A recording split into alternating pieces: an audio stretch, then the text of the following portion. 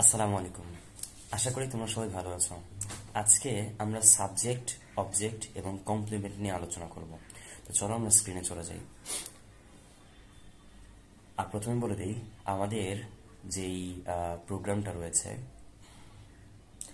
প্রথমে বলে দিই আমার প্রতিষ্ঠানের নাম হলো English tour and authentic adventure with Omar Farooq sir, and you know about me, I am Omar Farooq. So let's get started today's video.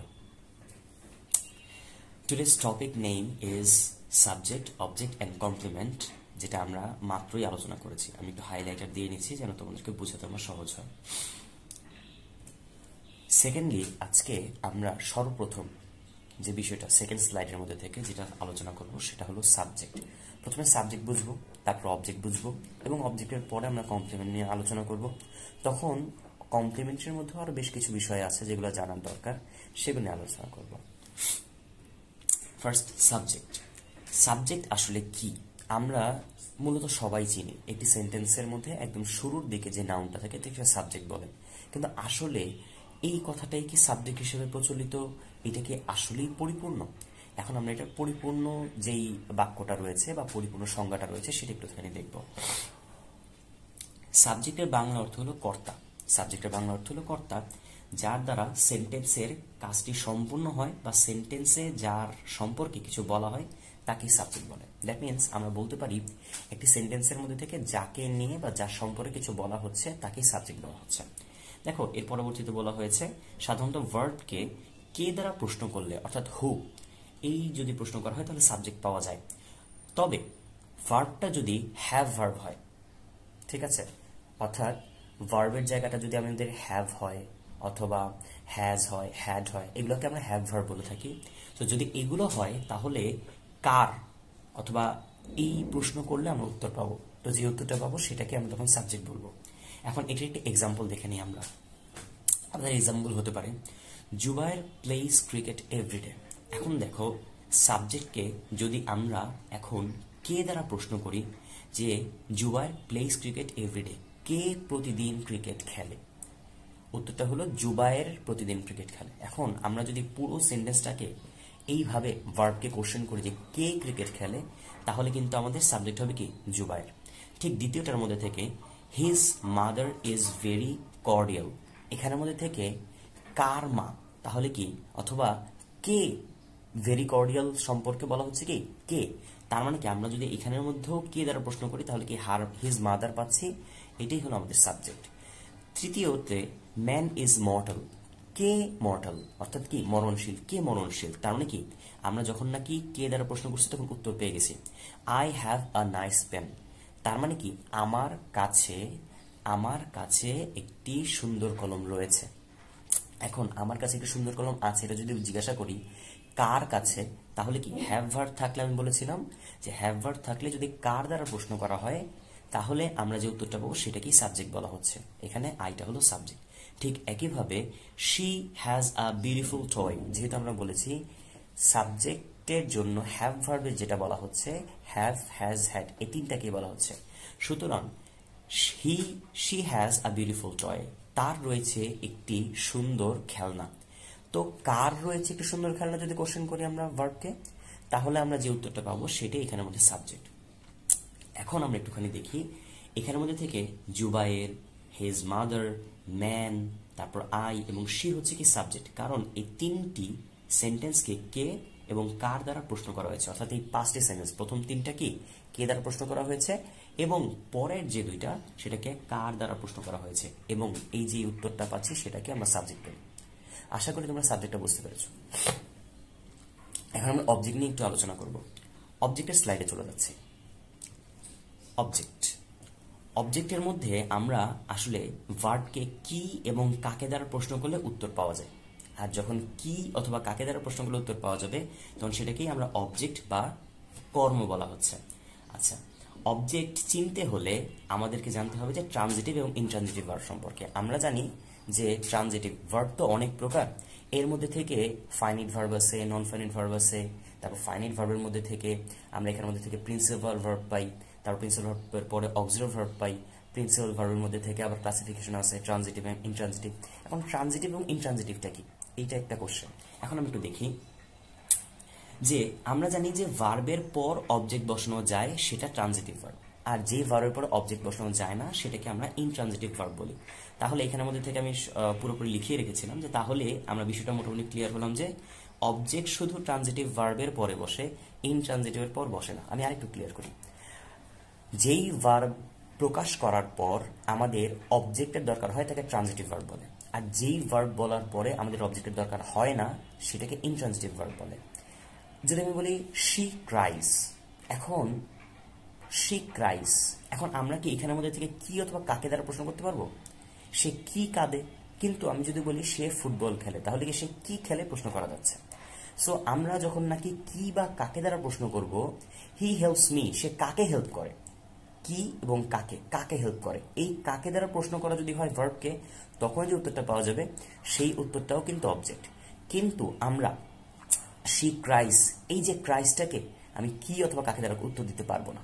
অথবা যদি বলা হয় যে আমি স্কুলে যাচ্ছি, কি বা কাকে দ্বারা কি ভার্বকে প্রশ্ন করা যাচ্ছে এখানে? যেহেতু যাচ্ছে না, তাহলে এইখানে যে ভার্বটা সেটাকে আমরা বলতেছি ইনট্রানজিটিভ ভার্ব। আর যেটাকে প্রশ্ন করা যায়, যেগুলোকে প্রশ্ন করা যায়, I play cricket, I ate banana, I ate burger, হ্যাঁ, যে কোনো কিছু যেগুলোকে প্রশ্ন করা যাচ্ছে, যেমন আমরা কি অবজেক্ট বসানো যায় সেটাকে ট্রানজিটিভ ভার্ব বলা হচ্ছে, আর অবজেক্ট বসানো যায় না সেটাকে ইনট্রানজিটিভ বলা হচ্ছে।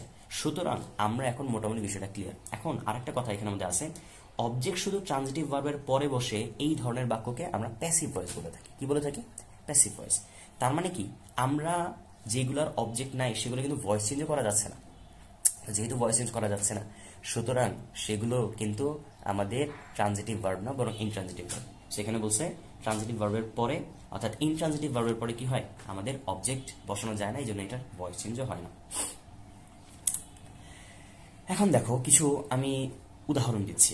I drink water every morning, I drink water every morning, I drink water. আচ্ছা, আমি কি খাই, যদি খাওয়াকে প্রশ্ন করা হয় আমি কি খাই, কে খায় প্রশ্ন করলে সাবজেক্ট, কিন্তু কি খাই প্রশ্ন করলে কিন্তু অবজেক্ট আসছে। দ্যাট ইজ ওয়াই এখানে আমরা ওয়াটার অর্থাৎ পানি খাচ্ছি বা পানি পান করছি, সো এখানে ওয়াটারটা হলো আমাদের অবজেক্ট। ঠিক একইভাবে Ruma loves flowers, that means এখানের মধ্যে থেকে রুমা ভালোবাসে, কি ভালোবাসে, আমরা এই যে কি দ্বারা প্রশ্ন করলে যখন নাকি ভার্বের একটা উত্তর পাওয়া যায়, এইটাকে কিন্তু আমরা কি বলতে পারতেছি, অবজেক্ট বলতে পারতেছি। Faisal gives me a precious gift, Faisal আমাকে কি দিয়েছে, ফয়সাল আমাকে কি দিয়েছে। সো ওই জায়গাটায় কিন্তু আমরা এই গিভস দিয়েছে, কি দিয়েছে, এ প্রেশাস গিফট, কাকে দিয়েছে, মি। হ্যাঁ, এখানের মধ্যে থেকে আমরা দুইটাকে অ্যাপ্লাই করতে শিখলাম। মি দ্বারা বলা হচ্ছে যে কাকে দিয়েছে এবং কি দিয়েছে, এই দুইটা প্রশ্নের উত্তরে যখন আমরা ভার্বকে জিজ্ঞাসা করলে উত্তর পাবো, তখন সেটাকে আমরা অ্যাকচুয়ালি অবজেক্ট বলবো। আচ্ছা, এরপরে এখানের মধ্যে থেকে আমরা মোটামুটি ভাবে দেখলাম যে প্রথম বাক্যের মধ্যে থেকে ওয়াটার, দ্বিতীয় বাক্যের মধ্যে ফ্লাওয়ার এবং তৃতীয় বাক্যের মধ্যে থেকে মি এবং আ প্রেশাস গিফট, এগুলো হলো অবজেক্ট। আর যেহেতু ভার্বকে কি এবং কাকে দ্বারা প্রশ্ন করা হয়েছে, সুতরাং এখানে উত্তর পাওয়া যাওয়ার কারণেই আমরা এটাকে অবজেক্ট বলতে পারি। এখন কথা হলো সাবজেক্টও বুঝলাম, অবজেক্টও বুঝলাম, এরপরে যেটা সেটাকে আমরা বলবো এখন আমরা যেটা নিয়ে আলোচনা করবো সেটা হলো কমপ্লিমেন্ট। কমপ্লিমেন্টের মধ্যে আমরা প্রথমে একটি সেন্টেন্স দেখব।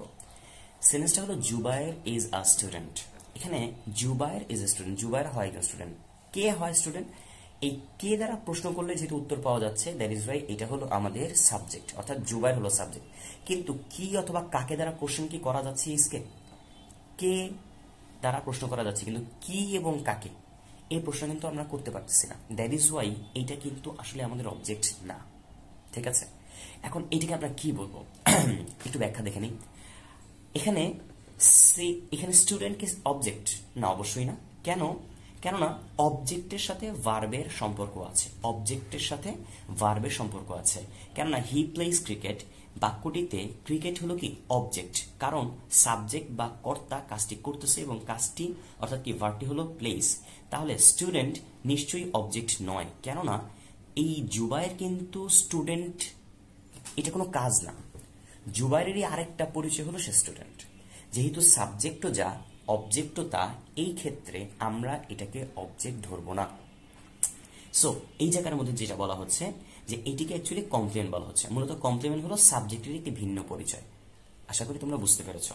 এখন আমরা একটু দেখি এখানের মধ্যে থেকে যদি হি প্লেজ ক্রিকেট, এই বাক্যের মধ্যে হি এবং ক্রিকেট একই জিনিস নয়, দুটো আলাদা আলাদা বিষয় আমরা বুঝতে পারছি।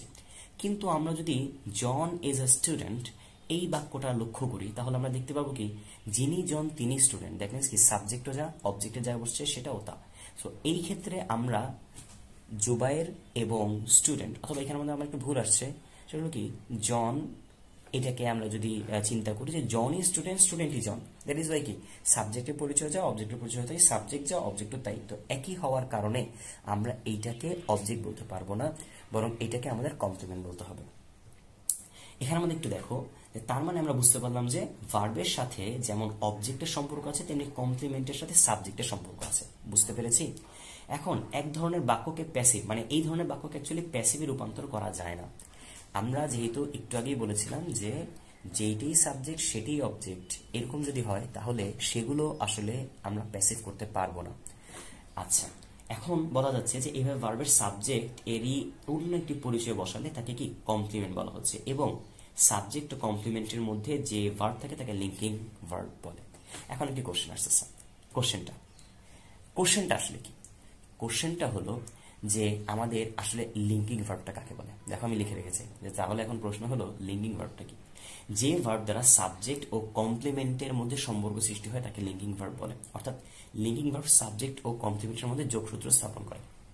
এখানে দুটা এক্সাম্পল দেওয়া হচ্ছে, দিস ইজ আ টয়, এর পরেরটা হচ্ছে জীবন ইজ আ সায়েন্টিস্ট। এখানে দেখো সাবজেক্ট এবং অবজেক্ট, এখানের মধ্যে থেকে this is a toy, this যেটাকে বোঝানো হচ্ছে এটা একটা খেলনা, আর একটা অবজেক্টের জায়গার মধ্যেও, আমি বলতেছি না অবজেক্টের জায়গার মধ্যেও খেলনাই বোঝাচ্ছে, দ্যাট মিনস কি সাবজেক্ট যা অবজেক্টও তাই। সো এটার মাঝখানে যে ভার্বটা বসতেছে সেটাই কি আমরা লিঙ্কিং ভার্ব হিসেবে চিনব। এরপরে দ্বিতীয়টা বলতেছে জীবন ইজ আ সায়েন্টিস্ট। তো জীবন ইজ আ সায়েন্টিস্ট, সায়েন্টিস্ট, এই সায়েন্টিস্ট হওয়াটা জীবনের দ্বারা এটা সম্ভব। তো এখানের মধ্যে থেকে জীবন সায়েন্টিস্ট একই কথা, এই জন্য আমরা এটাকে বলা হচ্ছে যে জীবন সায়েন্টিস্ট যেহেতু এক, দ্যাট ইজ ওয়াই কি সাবজেক্ট যা অবজেক্টের জায়গাও তাই বসেছে, তার মানে কি ওইটা অবজেক্ট না বরং একটা কমপ্লিমেন্ট।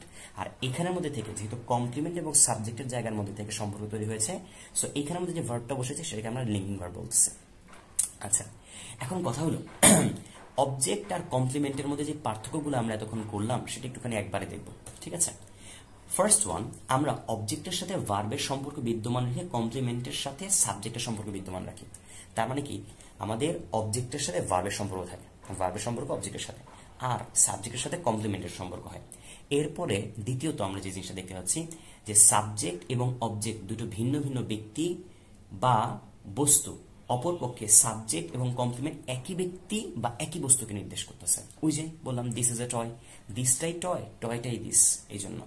আচ্ছা, এরপরে আমাদের আরো একটি পয়েন্ট এখানে দেখা হয়েছে, ট্রানজিটিভ ভার্বের পরে অবজেক্ট বসে, ট্রানজিটিভ ভার্বের পরে অ্যাকচুয়ালি অবজেক্ট বসে। তার মানে কি আমরা জানতেছি যে ট্রানজিটিভ ভার্ব আর অবজেক্ট, তার মানে কি যেই সমস্ত ভার্বের জন্য অবজেক্ট বসতে পারে, থাকতে পারে, ওই যে শি ক্রাইস, এটার সাথে তো অবজেক্ট বসতে পারে না, দরকারও নাই। সো এই জায়গাটার মধ্যে থেকে কি এটা হলো ইনট্রানজিটিভ ভার্ব ছিল, কিন্তু যেগুলোর সাথে, যেমন ধরো উই প্লে ফুটবল, এখানের মধ্যে থেকে ফুটবল যেহেতু আমরা বলেছি তার মানে কি প্লের সাথে এখানের মধ্যে বসতেছে। সো এগুলোকে আমরা ট্রানজিটিভ ভার্ব বলবো, যেগুলো অ্যাকচুয়ালি ভয়েস চেঞ্জ হয়, আর ইনট্রানজিটিভ গুলো ভয়েস চেঞ্জ হয় না।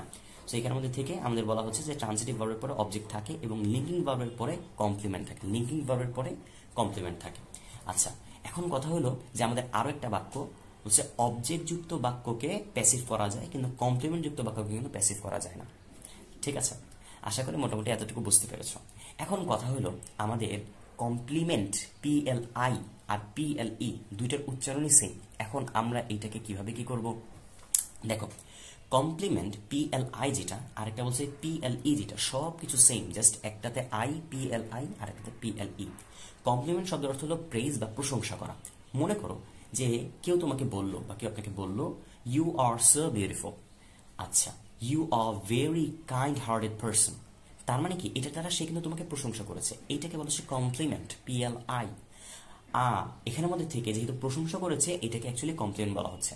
আর আরেকটা কথা সেটা হলো কি, যেহেতু কমপ্লিমেন্ট PLE যেটা, সেটা কিন্তু আমরা এতক্ষণ বুঝলাম এবং পড়লাম, এই দুইটা শব্দ উচ্চারণ একই হলো কিন্তু অর্থগুলো ভিন্ন। আর বানানটি খেয়াল করলে আমরা দেখবো যে একটাতে ই বলা আছে আর একটাতে কি আই বলা আছে। আশা করি তোমরা সবাই এই জিনিসটা বুঝতে পেরেছো। ভিডিওটা কি একটু লং হয়ে গেল? আশা করি পরে থেকে ভিডিওগুলো একটু শর্ট বানাবো। এরকমই আরও অনেক ভিডিও আমরা সামনে করবো ইনশাল্লাহ। আমাদের এই চ্যানেলটি, এই পেজটি তোমরা সাবস্ক্রাইব করে রাখো। আসসালামু আলাইকুম।